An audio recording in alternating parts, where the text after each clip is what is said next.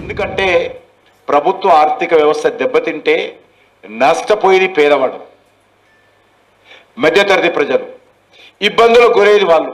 ఎందుకంటే విద్యా వ్యవస్థ, వైద్య వ్యవస్థ ఇది ప్రధానమైనటువంటి వ్యవస్థ.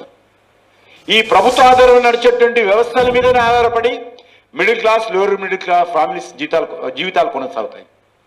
ఈ రెండు వ్యవస్థలు దెబ్బతింటే, ఆర్థిక వ్యవస్థ దెబ్బతింటే ఎక్కువగా నష్టపోయేది పేదవాడు. అప్పర్ క్లాసెస్ ఏదో రకంగా బతుకుతారా, వాళ్ళ సేవింగ్స్ ఉంటాయి, ఇతర రాష్ట్రాల్లో ఇతర దేశాల్లో వాళ్ళకి సంబంధించిన వ్యవస్థ ఉంటుంది, బతుకుతారు. కానీ దెబ్బతినేది వీళ్ళే. అటువంటి ఒక ప్రమాదకరమైనటువంటి పరిస్థితుల్లో ఈరోజు తెలంగాణ రాష్ట్రం ఉంది. దీన్ని అందరూ కూడా ఆలోచన చేయాల్సిన అవసరం ఉంది. ఏ రకంగా ఈరోజు ప్రజలకు ఇచ్చారు హామీలు అమలు చేయడం కోసం కావలసినటువంటి స్ట్రాటజీ ఏంది, ఏ రకంగా ఆర్థిక వనరులు మీరు సమకూర్చుకుంటారు, ఎంత ఖర్చు అవుతుంది, ఆ ఖర్చు కావాల్సినటువంటి వనరులు ఏ రకంగా సమకూర్చుకుంటారో ఈ ప్రభుత్వాల దగ్గర లేదు.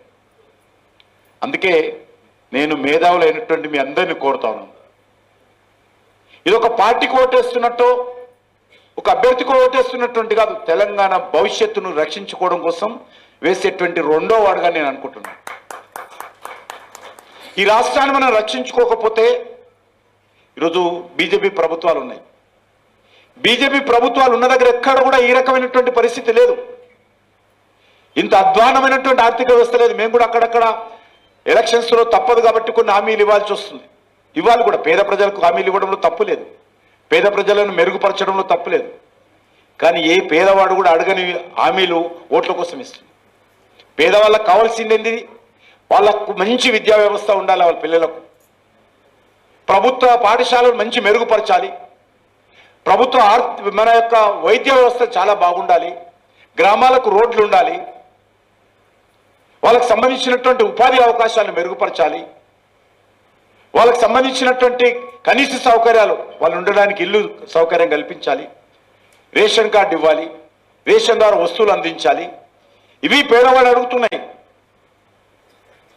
కానీ ఈరోజు ఈ ప్రభుత్వము మరి అనేక రకాలుగా ఆర్థిక వ్యవస్థను దెబ్బతీసే విధంగా ఈ ప్రభుత్వం ప్రయత్నం చేస్తూ ఉన్నారు.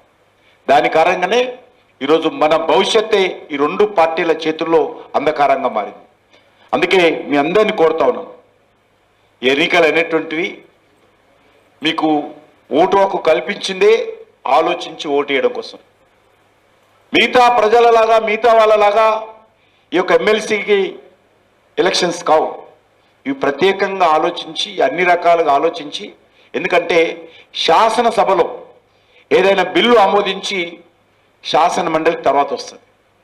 శాసనసభలో సరిగ్గా చర్చించారా లేదా, ఏమైనా పొరపాట్లున్నాయా, ఆ ఎమ్మెల్యేలో గెలిచినటువంటి శాసనసభని అంటారు, ఆ శాసనసభలో ఎమ్మెల్యేలలో సరిగ్గా చర్చించారా లేదా బిల్లు మీద, శాసన మండలిలో దానిపైన ఇంకా కూలంకషంగా చర్చించి అందులో తప్పులుంటే, ఒప్పులుంటే, మార్పులు చేస్తారు.